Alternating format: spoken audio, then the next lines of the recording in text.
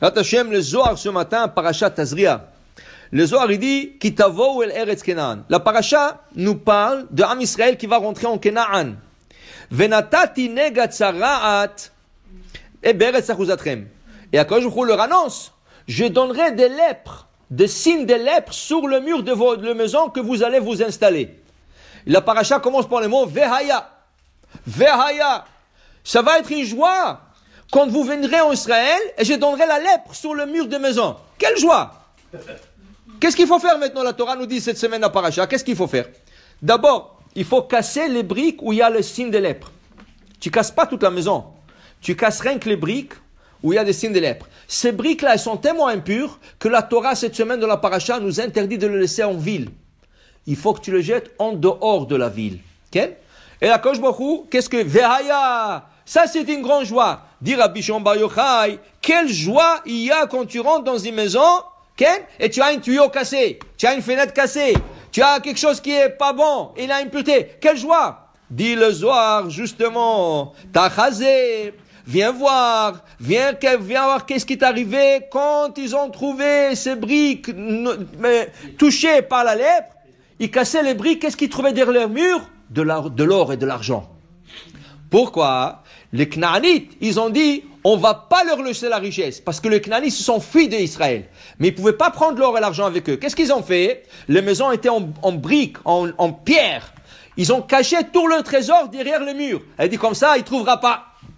Qu'est-ce qu'il fait à Akadosh Baruch Hu? T'en fais pas. Tu vas venir en Israël, tu vas rentrer dans une maison, tu rentres dans la maison, aïe, la lèpre.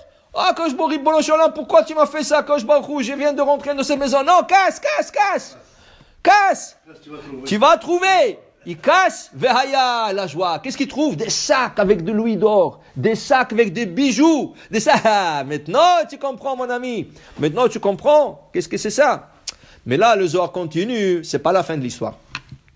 Le Zohar, il nous dit, mais attends une seconde. Si c'est la raison, pourquoi la pierre est impure? Remets la pierre à sa place. Tout ce que Akadosh Baruch Hu voulait, quand on trouve l'or et l'argent. Alors, prends cette brique-là, tu as trouvé, ça y est, tu as trouvé. La lèpre, ah, ok, Akadosh Baruch Hu, j'ai compris. Je t'abbarche chez moi, Akadosh Baruch Hu, tu m'as donné ce cadeau. Maintenant, je vais prendre la brique. Non. Cette brique est impure. Jette-la en dehors du camp. Pourquoi, dit le Zohar? Pourquoi on ne peut pas la remettre? Dit le Zohar. Il dit, les Goïm, quand ils construisaient leur maison, ils mentionnaient le nom de leur Dieu, de la Avodah Zara. Et chaque fois qu'ils mentionnaient le nom de la Avodah Zara, une impureté descendait sur les briques. Alors tu comprends, c'est pas n'importe quelle brique, regarde. Akadosh Baruch Hu, Ishtabach Shemolad. C'est pas n'importe quelle brique qui a été touchée. C'est les briques où le Goï, quand il travaillait, il mentionnait l'idole, son nom de son idole. Et il dit ici, ils construisaient leur maison à l'honneur de leurs idoles. Et après, ils rentraient les idoles à la maison. Bon, les idoles, ils ont sorti. Mais dit le Zohar, quand tu dis un mot impur, ça s'imprègne sur la matière.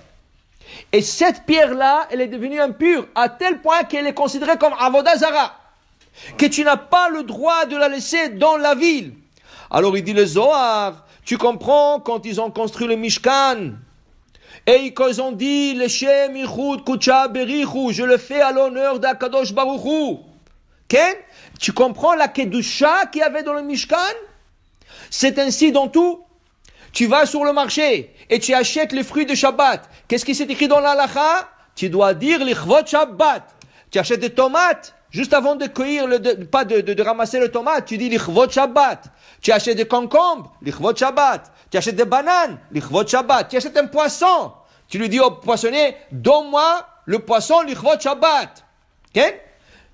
S'il y a une seule chose, il faut faire attention. Dans le loi de Pessah, quand tu vas chez le boucher pour acheter la viande pour Pessah, tu dis pas, donne-moi la viande pour Pessah. Ça, c'est interdit. Pourquoi? Quand tu dis Pessah, c'est comme si tu dédies ta viande au sacrifice de Pessah. Et ça, c'est interdit. Et selon certains décisionnaires, c'est pas la halakha, mais selon certains décisionnaires, cette viande n'est plus touchable. Tu peux pas la manger. Alors, qu'est-ce qu'on dit? Donne-moi la viande, l'Ichvod Achag, pour la fête. Donne-moi la viande pour la fête. Ne dis pas pour la fête de Pessah. Dis pour la fête. C'est ça? il faut pas mentionner le nom de la fête. Il faut Pesach, il faut dire fête, c'est ça. Mais il faut qu'une kedusha rentre dans cette viande. Alors on dit l'Ichvod Hag. Dit le Zohar, de là tu comprends à chaque action qu'un juif fait, dis c'est à l'honneur d'Akadosh Baruch Hu. Dis c'est pour telle chose, pour la kedusha, pour la mitzvah, et tu es en train d'imprégner la matière et tes actions par la kedusha. Baruch Adonai Le'olam, Amen ve Amen.